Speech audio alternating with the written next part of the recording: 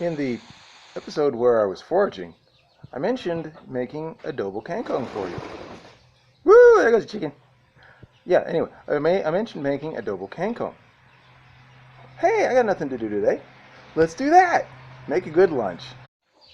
So obviously the first thing I did was go out, pick a whole bunch of Kang-kong. But then I got an interesting surprise. Somebody brought me a bunch of winged beans. If you're not familiar with winged beans, they're like regular green beans, except they've got these weird wings on them. See that? Kind of squarish, and it's got these feathered edges. Winged beans are remarkably versatile, and if you've got a survival garden, you should definitely get some.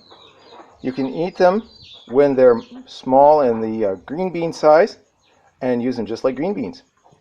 If you wait until they get a little bigger, you can still eat them like green beans, just chop them into pieces.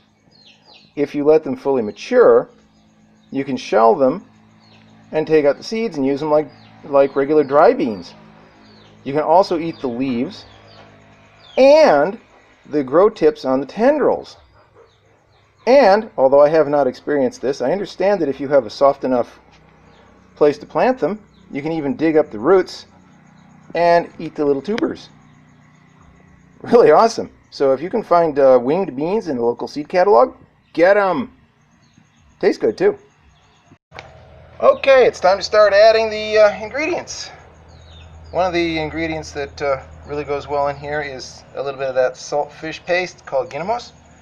I don't have any, so I'm going to throw in a sardine. Whoop. Of course, we got to have bouillon cube. Whoop. Oh, and we got about a quart of water here. Got the winged beans sliced. See?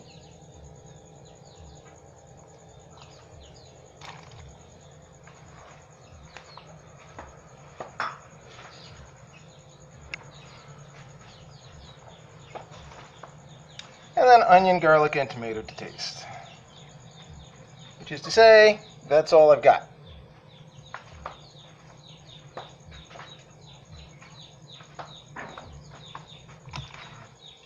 I'm going to give the beans a little time to soften up before we add anything else. Okay, it's been a few minutes. First thing I want to do is add a little soy sauce, one of the sources of salt. Remember, this is a salt and sour sauce. And a little bit of sea salt, but not too much. You can always add more later. It's hard to take it out.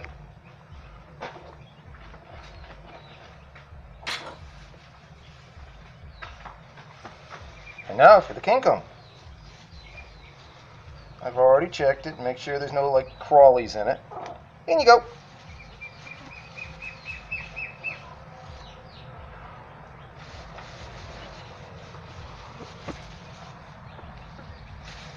Oh, if you see something orange here, there's some squash in this bag too. I'm using that for something else.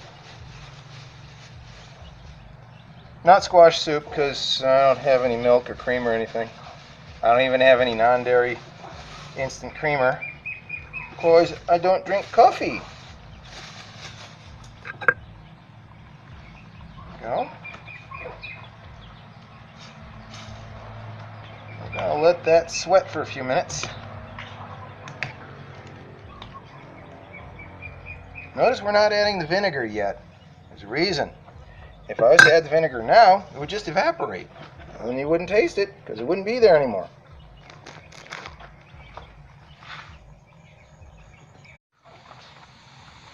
Alright, it's been cooking for a little while. See how it tastes.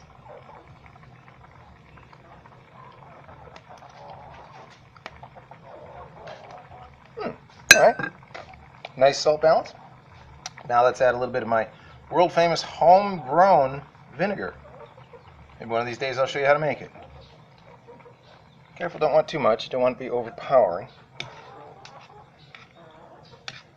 This is about the last thing you do with it because you don't want the vinegar to just evaporate.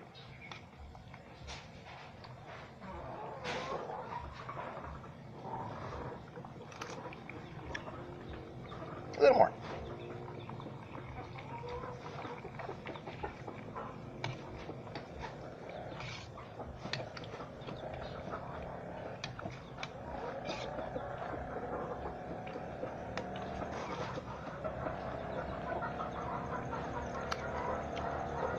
Oh yeah, now I can taste the acid. All right, we'll let that simmer for a moment, and it'll be done.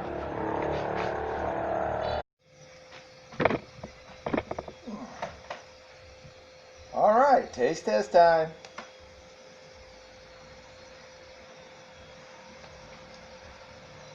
Nice way to get your greens. Okay. There's some lovely little broth in there. I don't know if you can see it. The goofy camera angle here, but whatever. You know, this is useful for more than just greens. If you raise your own chickens, for example, one of the things you could do is take some old hen that you've got that's probably not going to make it through the winter, rather than make her suffer through all that until she keels over in frostbite. Little bone from the fish. You can just put her down nice and quick and easy, and put her in the adobo, and just let that simmer for several hours, and she'll go from a tough old bird to really tasty. I mean, at least that's what I've been told from people who've done. I'm vegetarian. I'm not going to eat one of my babies anyway, but that's what I've been told. They also tend to adobo pork around here. That's another thing I don't eat.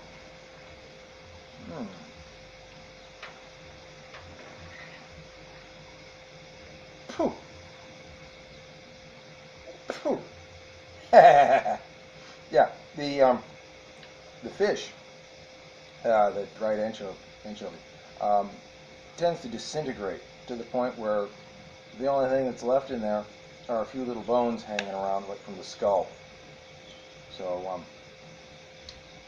I don't know. Consider it a prize.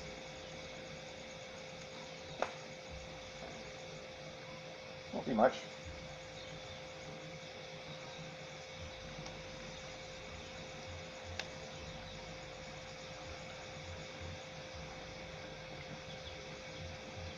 That's Adobo Kang-kong with not yard-long beans. You could do with yard-long beans. It's really good with yard-long beans. With winged beans. Love winged beans. Very, very versatile. Grow a patch of them. Okay? Good for you.